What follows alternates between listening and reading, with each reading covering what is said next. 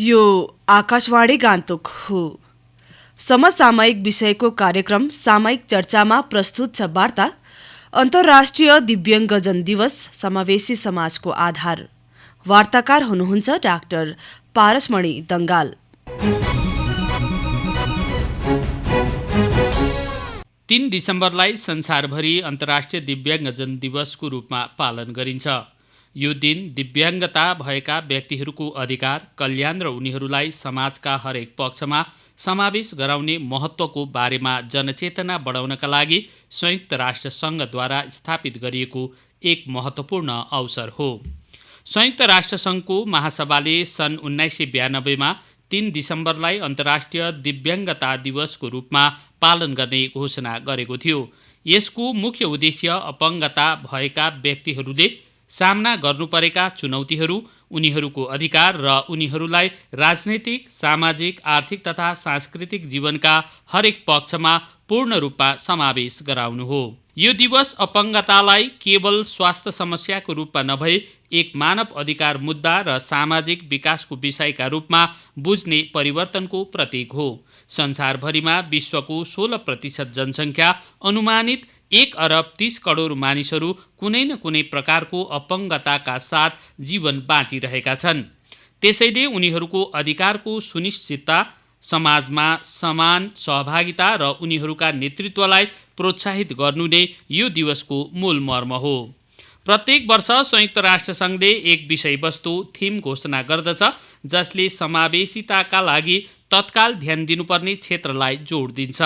यस वर्षको विषयवस्तु थीम सामाजिक प्रगतिका लागि अपङ्गता, समावेशी समाजको प्रवर्धन रहेको छ, जसले सामाजिक विकासका सबै आयामहरूमा अपङ्गता भएका व्यक्तिहरूको पूर्ण समावेशीकरण अपरिहार्य रहेको कुरालाई जोड दिन्छ।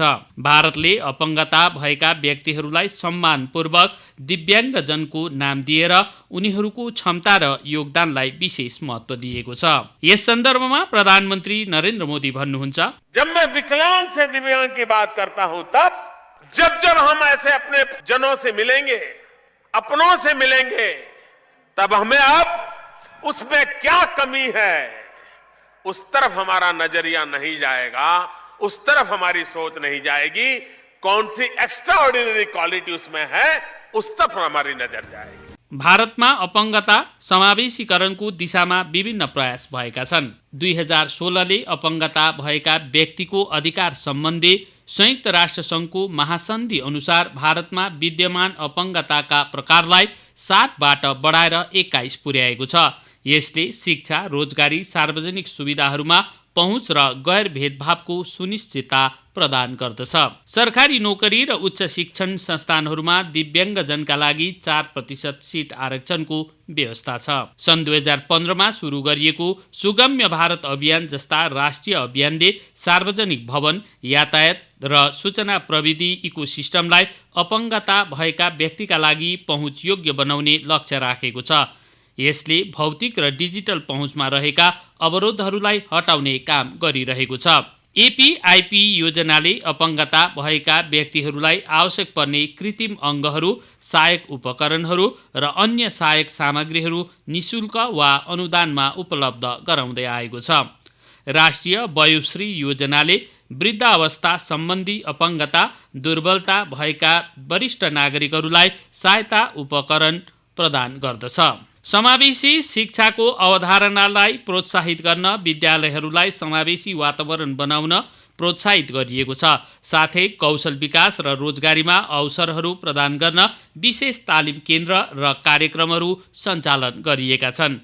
भारत सरकार दिव्याङ्गजनप्रति समर्पित रहेको केन्द्रीय सामाजिक न्याय तथा सशक्तिकरण मंत्री डॉक्टर वीरेंद्र कुमार भन्नुहुन्छ, दिव्यांगजनों के सशक्तिकरण के लिए ये सरकार देश के प्रधानमंत्री आदरणीय नरेंद्र मोदी जी के नेतृत्व में एक ओर जहां उनकी सुगम्यता के लिए वहीं उनके सशक्तिकरण के लिए लगातार इस दिशा में कदम आगे बढ़ा रही है। दिव्यांगजन अधिकार अधिनियम 2016 इसके अंतर्गत जो दिव्यांगता की श्रेणियां 7 थी इनको बढ़ा करके 21 किया गया। शासकीय नौकरियों में जो आरक्षण 3% था उसको बढ़ाकर 4% किया गया और उसमें भी 1% ब्लाइंड दिव्यांगजनों के लिए है। इसके साथ ही साथ सरकारी मान्यता प्राप्त स्कूलों में जो दिव्यांगजनों के लिए 3% आरक्षण था उसको बढ़ा करके 5% किया गया। इन दिव्यांगजनों को सुगम्य भारत अभियान के अंतर्गत सरकार के द्वारा जो प्रयास किए गए हैं उनमें 1671 भवनों की सुगम्यता लेखा परीक्षा पूरी की गई और केंद्र सरकार के 1100 भवनों सहित 1771 सरकारी भवनों को पूरी तरह से सुगम्य बनाने की पहल की गई। हम परिवहन प्रणाली की अगर बात करें तो 35 अंतर्राष्ट्रीय हवाई अड्डों को सुगम्य बनाया गया और 55 घरेलू हवाई अड्डों को सुगम्यता की विशेषताएं प्रदान की गई। 12 हवाई अड्डों पर एमओ लिफ्ट उपलब्ध कराई गई। 709 रेलवे स्टेशन पर उनको पूरी तरह से सुगम्य बनाया गया। पहले हम देखते हैं कि जब हमारा दिव्यांगजन स्टेशन जाता है तो वो स्मार्ट कैन लेकर जाता है। रेलवे स्टेशनों पर ओवरब्रिज पर उनके लिए टाइल्स अलग से बीच में लगाए जाते हैं ताकि उन टाइल्सों पर चलकर वो आसानी के साथ में अपने गंतव्य स्थान पर पहुंच सके और उसको किसी तरह के बगैर किसी के सहारे के अपनी यात्रा को करने में किसी तरह की असुविधा का सामना न करना पड़े। ट्रेनों में हम देखते हैं कि हमारे दिव्यांगजनों के लिए अलग से बोगियां लगाई गई हैं। आधी बोगी उनके लिए रहती है जो दिव्यांगजनों के लिए आरक्षित रहती है। 42,348 बसों को आंशिक रूप से सुगम्य बनाया गया और 8,695 बसों को पूरी तरह से सुगम्य बनाया गया।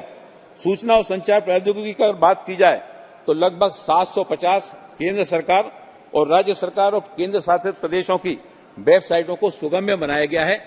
भारत सरकार दिव्यांगजनों के सशक्तिकरण के लिए काफी सक्षमता के साथ में कदम आगे बढ़ा रही है। पहाडी राज्य भएको सिक्किममा अपङ्गता समावेशीकरणलाई अगाडि बढाउन विशेष प्रयास भइरहेका छन्। सिक्किम सरकारको महिला तथा बाल विकास विभागले अपङ्गता भएका व्यक्तिहरूको कल्याणमा महत्त्वपूर्ण भूमिका खेलेको छ।